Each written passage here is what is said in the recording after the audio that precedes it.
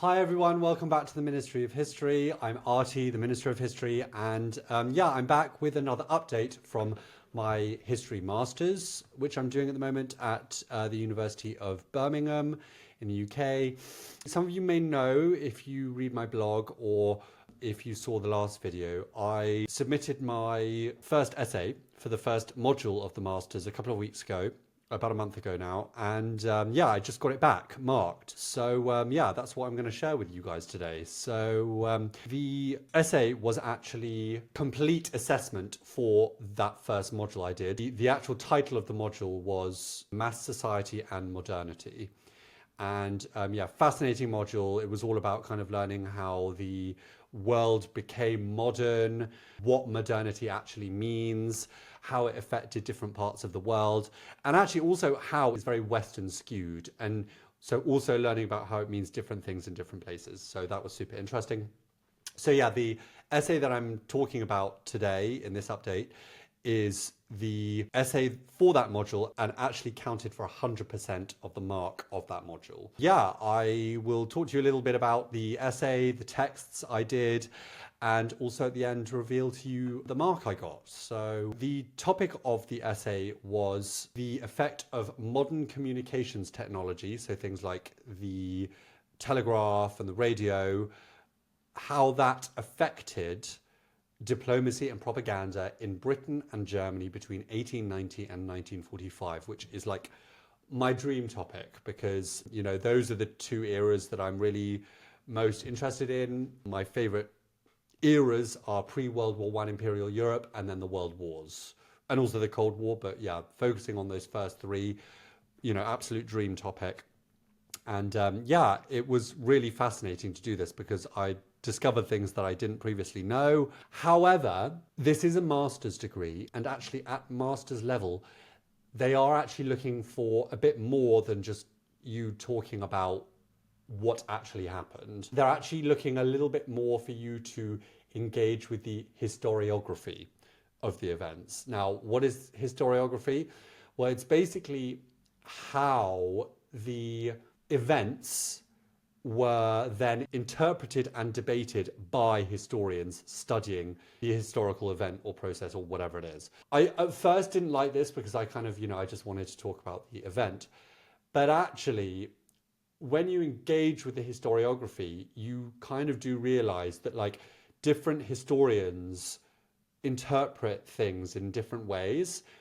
And what I quite liked about it is that you can then come to your own conclusion using other historiographies, how it was debated by certain historians, you can then use to come to your own conclusion. And I actually really appreciated that. So I actually really ended up enjoying just engaging with the historiographies. The texts that I studied, I had quite a few sources. I think I had about 10 sources in total, so I'm not going to go through all of them.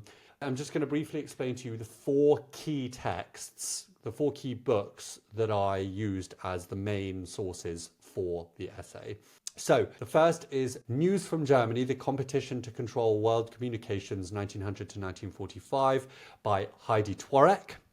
The second is The Invisible Weapon, Telecommunications and International Politics 1851 to 1945 by Daniel R. Hedrick. The third is The Third Reich, Politics and Propaganda by David Welch. And the fourth is The Echo of War, Homefront Propaganda and the Wartime BBC 1939 to 1945 by Sean Nicholas. Really, really glad that I picked these because each of these 4 main texts I found absolutely fascinating.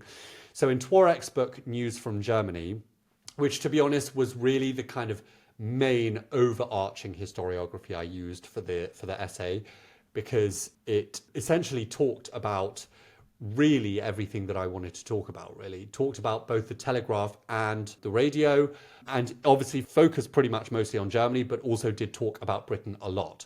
Because you guys, I didn't realize, for example, just how much Britain dominated telecommunications at the end of the 19th century, beginning of the 20th century. Because obviously Britain was a naval power, the supreme naval power, it meant that it had a big monopoly on laying cables, and because it had, a huge empire, a monopoly on kind of landing rights to join those cables from place to place. By about 1892, Britain owned about 2/3 of the underwater submarine cables. And this gave it a huge advantage certainly in wartime, which it really did use to its advantage. One of the first acts of war for Britain in the First World War was severing Germany's undersea cables. So basically cutting connection for it to the outside world. And so then this is what led to Germany massively investing in radio infrastructure. And that's what Tworek covers in this book. So yeah, she basically explores how Germany sought to influence global news and communications in the first half of the 20th century. Also, this is super interesting, examine the role of German media, including state and private actors, in shaping international public opinion through radio, newsagents, and propaganda. And the book highlights how media control was a key aspect of German foreign policy before and during both world wars. What was really fascinating is that I think a lot of people think that during the Nazi era, Joseph Goebbels' massive centralized propaganda regime was created by the Nazis. But actually, something that Tworek discusses in the book, it actually wasn't. The centralized broadcasting system of radio in Germany was actually established in the Weimar Republic throughout the 1920s. Because of all the kind of economic and political crises, the successive Weimar democratic governments had actually centralized Germany's broadcasting infrastructure in Berlin. And so that meant that when the Nazis came into government in January 1933, they actually inherited already a very centralized broadcasting infrastructure, which they were then able to use straight away to start disseminating their Nazi propaganda all around the country. So very, very, very interesting book. So the second text, The Invisible Weapon by Daniel R. Hedrick.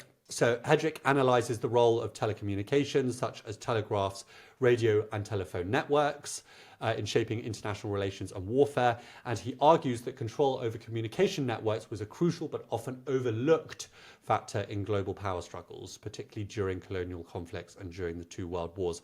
And he really, really hammers the point home that Britain's dominance of telegraph cables gave it a very decisive advantage, particularly in the First World War. So then the third text, The Third Reich by David Welch, he examines how Nazi Germany used propaganda to manipulate public opinion and consolidate power, which I already discussed, was because they inherited already a very centralized broadcasting infrastructure from the Weimar Republic. They were able to immediately start using it, and because Joseph Goebbels was devastatingly effective at his job as propaganda minister, he was able to use it very effectively. And the book kind of explores the strategies of Goebbels and the Ministry of Propaganda and public enlightenment, assessing the effectiveness of the Nazi messaging in areas like not just radio, but also film and print media. And so Welch evaluates how propaganda influenced both domestic and foreign perceptions of the Third Reich. So actually not just how Germans saw the Nazi regime, but also how countries outside Nazi Germany viewed Germany. So that was really interesting as well. And then the final text, The Echo of War by Sean Nicholas. This, I have to say, was really fascinating because Nicholas in this book focuses on how the BBC was used as a propaganda tool during the Second World War. And she analyzes how the British government balanced the need for truthful reporting with morale-boosting broadcasts, shaping public perception and maintaining civilian support for the war, obviously. And the book delves into the BBC's role in both domestic and international propaganda efforts. And what's super interesting is that I think because, obviously Britain is known as like the democracy during the Second World War. So people don't immediately think that it had propaganda, but it did. It had to have propaganda to keep morale up and keep the country together during wartime. And it was really interesting to see how, because the BBC fiercely guarded its editorial independence, but also obviously had to follow government wartime directives, because obviously in wartime, in a state of emergency, the government exerted a lot more control over the BBC than it does on a day-to-day basis. So yeah, really, really fascinating text, and I definitely recommend you. Oh, I've got the Echo of War here. Yeah, really not much to see, I suppose, but yeah, really, really fascinating book, and so I would definitely recommend. And in the Echo of War, they have images as well. Yeah, and basically each chapter is essentially an essay, and yeah, really, really, really interesting book, showing you the different like propaganda campaigns, you know, like the kitchen front, where the British government would broadcast to people through the radio how to use food and certain things in a very efficient way in order to be able to save food and obviously ultimately like help the war effort. So very, very interesting points in that book. So guys, the mark I got for the essay was 68 out of 100. And in the British University marking system, that is an upper second class honours. Now, the way the British University marking system works is for everything over 70%, 70 out of 100 and over, it's a first, so first class honours. And 60 to 70 is upper second class honours, so otherwise known as a 2-1. And then 50 to 60 is a lower second class degree, or 2-2. And then 40 to 50 is a third. And then anything, I believe anything below a 40 is a fail. So yeah, I got a high 2-1, which I'm happy with. I am happy with. I obviously wish I'd gotten a first, and the fact that I was 2 marks off a first, that does, you know, make it a little bit frustrating that I missed out on, you know, a first by just 2 marks. I suppose it shows that it was a good enough essay. And the feedback I got, they said that the argument was very good. The sources were also very good, and then the structure and presentation was excellent. So yeah, I mean, I guess I'm pretty proud of that. I mean, I don't really honestly think I could have done much better. So yeah, anyway, it was an experience that I really enjoyed, you know, engaging with these very interesting books and about how they talked about the influence of these modern communication technologies on diplomacy and propaganda of both Britain and Germany. And so yeah, I loved it. It was a really great experience for me because I'm very passionate about the topic. I think I did as well as I could. So yeah, if you guys are interested, the essay is available to read on my blog. So if you head over to the ministry website, you'll be able to see a little article about my essay on the blog. And there is a link in that article to read the essay. So if you're interested, please do go and take a look. I'm now well into the second module of the History Masters, and that is about globalization. And yeah, it's a very interesting module. I think early days, I think I can tell I probably prefer the first module. It was definitely more my thing. Because this new module is all learning about everything post-Second World War, which is super interesting still, but we're very much learning about how the United States was so dominant in like post-war world history, and learning about how the dominance of the USA has like shaped globalization. And it is super interesting, but the next assessment that I have to do will be an essay for this second module, this globalization module. Yeah, maybe I'll do another update soon with more information about the globalization module. But otherwise, that's everything from me for now, guys. So yeah, we'll see you for the next update of my masters. In the meantime, thank you so much for watching, guys, and see you next time. Bye.